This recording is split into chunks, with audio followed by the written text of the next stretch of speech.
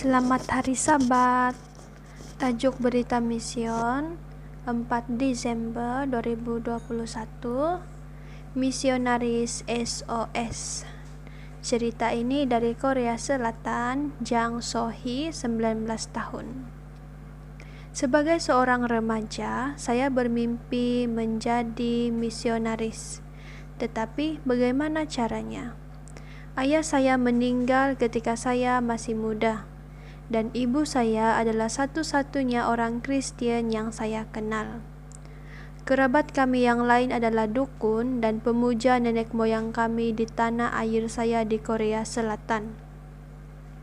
Suatu hari, ibu mengatakan bahwa dia mendapat kabar yang baik. Ibu kenal seorang profesor yang dapat mengirim misionaris ke negara lain, dan dia ingin berbicara dengan kamu tentang impianmu, kata ibu.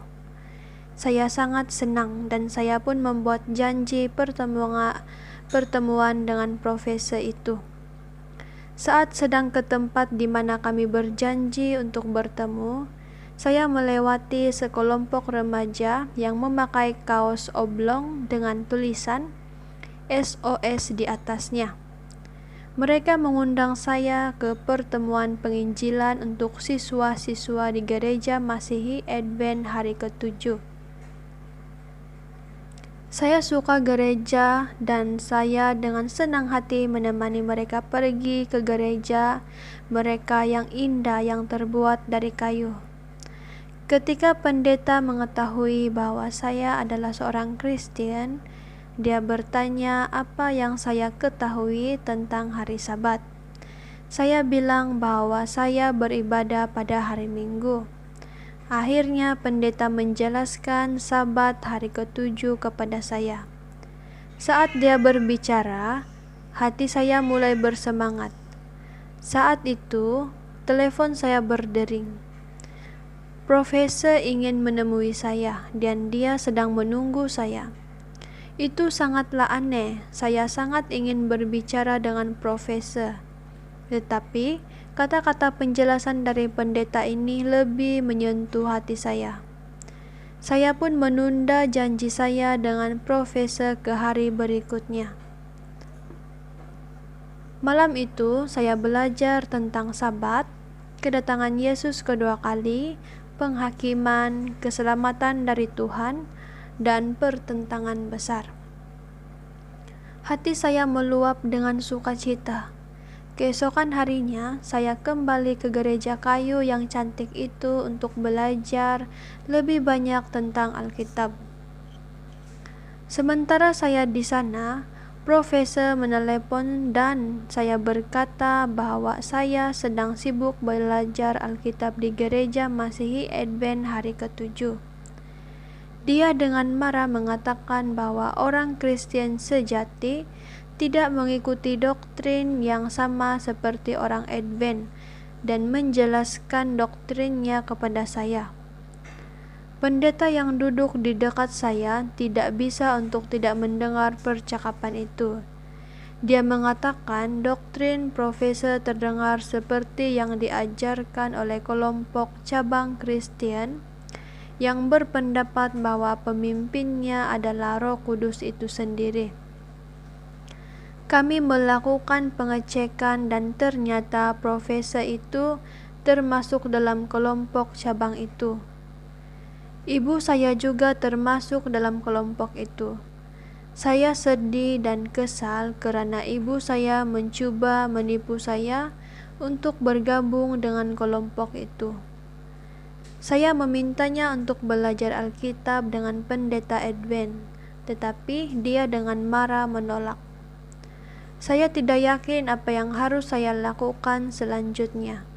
Pendeta menyarankan agar saya mendaftar di University Advent Samyok. Kamu bisa belajar Alkitab lebih banyak dan menuntun ibumu kepada kebenaran, katanya. Kemarahan ibu mereda saat saya masuk ke university. Saya memberitahu kepadanya apa yang saya pelajari dan dengan sengaja meninggalkan berbagai bahan pelajaran Alkitab di sekitar rumah. Sedikit demi sedikit dia menonton pesan Advent di YouTube dan membaca majalah Advent. Dengan rahmat Tuhan, saya lulus dari university pada tahun 2020. Kemudian, kumpulan kelompok cabang gereja itu berubah menjadi sumber penyebaran virus corona dan menghasilkan salah satu wabah terburuk di Korea Selatan. Ribuan orang, termasuk ibu, terinfeksi. Syukur dia pulih dengan cepat. Tetapi gereja kelompok itu ditutup dan pertemuannya dilarang. Saya percaya bahwa Tuhan sedang menuntun ibu untuk lebih mengenalnya. Saya suka kata-kata Yesus, sebab Anak Manusia datang untuk mencari dan menyelamatkan yang hilang. Lukas 19 ayat 10. Ini tentang saya.